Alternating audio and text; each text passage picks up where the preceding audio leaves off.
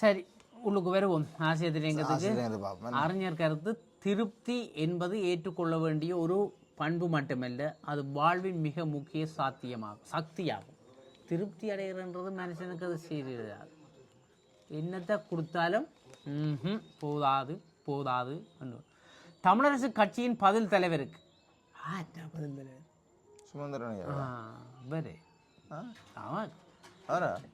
சத்தம் போடாம தெரியல. தமிழரசு கட்சியின் பதில் தலைவருக்கு அன்பு வணக்கம். எஸ், ஒரு ஆள் இருப்பினும் ஒரு ஆளுக்கு ஒரு தலைவருக்கு எங்கள் தமிழினத்தின் நிலை எவ்வாறு ஆயிற்று என்பது தங்களுக்கு அறியாதல்ல. தெரிஞ்ச இந்த பாட்ட. இதற்கு காரணம் போருக்கு பின்னர் ஈனத்தனமுடையவர்கள் இனத்துக்கு தலைமை தாங்கினர். ஐயோ, இதுவே எங்கள் இனம் நடுத்தெருவில் நிற்பதற்கு காரணமாயிற்று. இந்த உண்மையை நீங்கள் நிச்சயம் அறிந்திருப்பீர்கள். ஆனால் இன்னமும் அந்த ஈனத்தன அரசியல் தொடர்புதான் வேதனைக்குரியது. என்னடா இவ்வளவு கேவலமா சொல்றாரு, எனக்கே கவலையா இருக்கு. உண்மை, நேற்று முன்தினம் 1ஆம் தேதி என்ன ஊடகவியலாளரிடம் கருத்து தெரிவித்த தாங்கள் மீண்டும் தமிழ் தேசிய கூட்டமைப்பாக தமிழ் கட்சிகள் ஒன்று சேர வேண்டும் என கூறியிருந்தீர்கள். சரியோ, இது உங்களின் தனிப்பட்ட கருத்தா அல்லது தமிழரசு கட்சியின் கருத்தா என்பது தெரியவில்லை. ஆனால் நீங்கள் விடுத்த இந்த அறிவிப்பு நெஞ்சுக்கு நீதியானது அல்ல என்பது மட்டும் உண்மை.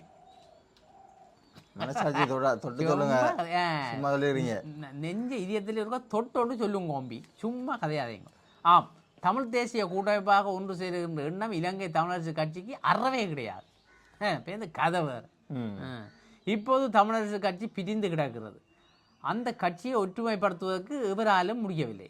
தவிர எதிர்காலத்தில் தமிழரசு கட்சிக்குள் நடக்கப் போகின்ற பிடுங்குபாடுகள் தான் எங்கள் தமிழ் அரசியலில் பேசுபடுபொருளாக இருக்க போகிறது. இந்நிலையில் தமிழ் தேசிய கூட்டமைப்பாக ஒன்று சேர்வதற்கு பாருங்கள் என்று நீங்கள் அழைப்பு கொடுப்பது எதற்கானது என்பதுதான் எனக்கும் புரியல, உங்களுக்கும் புரியல பொருளாக.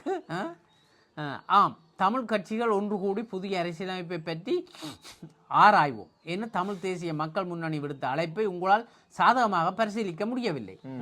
இப்ப கேட்கிறீங்க, அதை அடியோடு நிராகரித்தீர்கள். அந்த நிராகரிப்பு எதற்கானது?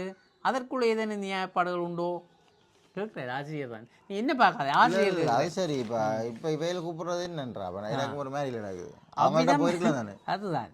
அவ்வித நியாயப்பாடுகள் இல்லையாயின் மீண்டும் தமிழ் தேசிய கூட்டமைப்பாக ஒன்று சேருவோம் என்று நீங்கள் விடுத்த அழைப்பு எவ்வகையில் நியாயப்படும்? நாங்கள் போகாம மற்றவங்களை கூப்பிடல.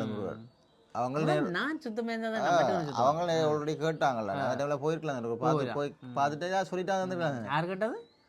தமிழ் தேசிய மக்கள் முன்னணி கனவேர் சேர்க்கறதுக்கு வழி கிட்டது.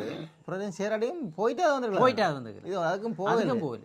ஆக தமிழ் கட்சிகள் ஒன்றுபட வேண்டும் என நீங்கள் உளப்பூர்வமாக விரும்பியிருந்தால் உங்களை தேடி வந்து தமிழ் தேசிய மக்கள் முன்னணி அழைப்பு தற்போது அதற்கான உங்களின் பதில் நல்லது கயேந்திரகுமார் அவர்களே. கயேந்திரகுமார் அவர்களே, அவருக்கு நாங்கள் மீண்டும் தமிழ் தேசிய கூட்டமைப்பாக இணைந்து புதிய அரசியலமைப்பை பற்றி ஆராய்வோம். அதுவே இனத்துக்கு நாம் செய்ய வேண்டிய பணி என்று நீங்கள் கூறியிருக்க வேண்டும். அவ்வாறு கூறியிருந்தால் உங்கள் ஒற்றுமை பற்றிய எண்ணம் உயர்வு பெற்றிருக்கும். நீங்கள் அதை சொல்லல. அவருக்கும் விழுது, எல்லாருக்கும் விழுது. இதெல்லாம் சரி வராது. உங்கள்ட உயர்வை நீங்களே விழுத்தி போட்டீங்க. என்ன கதைக்க பேச தெரியும். ஆனால் நீங்கள் அதை செய்யவில்லை. மாறாக இப்போது நீங்கள் திடீரென விடுத்த அழைப்பு தமிழினத்தை ஏமாற்றுகின்ற நோக்கத்தை கொண்டது. இதை நீங்கள் மறப்பீர்களாயின் நல்லது. எங்கே நாம் அனைவரும் ஒன்று சேர்ந்து மீண்டும் தமிழ் தேசிய கூட்டமைப்பை உருவாக்குவோம்.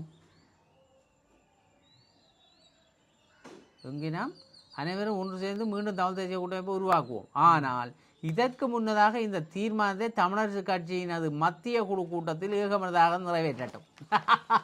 அதுதான் நடக்காது. நாங்கள் கூட்டம் கூடி 6 மத்தியான கதைச்சு போட்டு பேந்து வெளியிட வருவோம், ஒரு முடிவும் இல்லையண்டு. அப்போ பேந்து நிறைவேறும். அதான் அவன் நல்ல விடயம். நீங்கள் முதல் உங்களுக்குள்ள கதைச்சு இருக்கா நிறைவேற்றி போட்டு வாங்க பார்ப்போம். மேலும் வேண்டாம் நிறைவேற்றி போட்டு மற்றாக்களோட கதைச்சு கூப்பிடுவோம் என்று சொல்லிக்கிறேன்.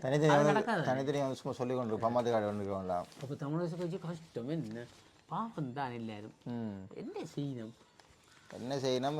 அரசியலை இப்போ உள்ளூராட்சி தேர்தல் வேற ஒரு அரசியல் நடத்துது இல்லையே. இதுதான் தேர்தல் வரைக்கும் எல்லாம் கதைப்பினும். என்னடா இவையெல்லாம் என்ன பிளான்? பிளான் என்ன பிளான்? எங்களுக்கு ஆப்பு தானே இவங்களை நம்பினா.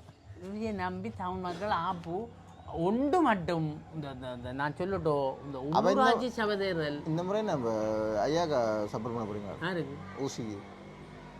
நீ ஏன் இந்த நீ என்ன நான் சொன்னேன்? இதெல்லாம் அவரவர் சிந்திச்சு அவையவை போட் பண்ணுறவே.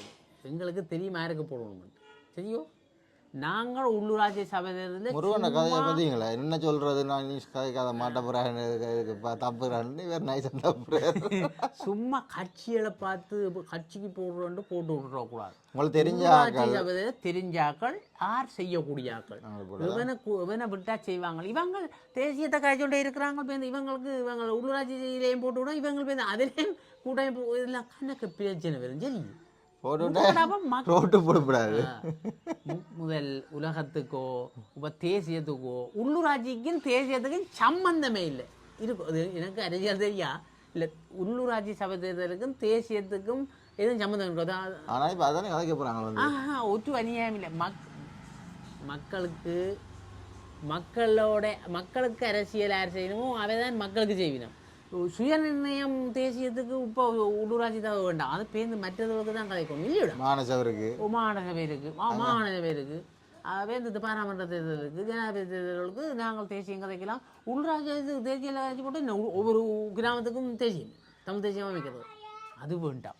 நாங்கள் உள்ளூராட்சி தேர்தலுக்கு ஒரு முக்கியத்துவம் கொடுக்கணும். அதே வெள்ள காணையில் இதே சும்மா சுசுப்பிக்கு வந்து என்ன செய்ய போகிறாங்க? இதுக்கு அதுக்கும் பேருந்து ஒற்றுமை பிரச்சனை. இதோ ஆண்டவனே பிதாவே நீங்களே காப்பாற்ற வேண்டும். நன்றி. போயிட்டு வரோம். என்ன போட்டு வரோம். வணக்கம். நன்றி, வணக்கம். வெளிநாடுகளுக்கான துரித கடிதங்கள் பொதிகள் சேவை, ஆதி விரைவு, பாதுகாப்பு, நம்பகத்தன்மையுடன் அருள் குளோபல் எக்ஸ்பிரஸ், இலக்கம் 1, பிரவுன் வீதி, நாவலர் வீதி சந்தி, யாழ்ப்பாணம். 021-222-6113. அருள்ஸ் பிரைவேட் லிமிடெட், இலக்கம் 10, புதிய மாநகர சபை கட்டிட தொகுதி, கஸ்தூரியார் வீதி, யாழ்ப்பாணம். 021-222-3536. முழு உலகையும் அன்பினால் ஒன்றிணைப்போம்.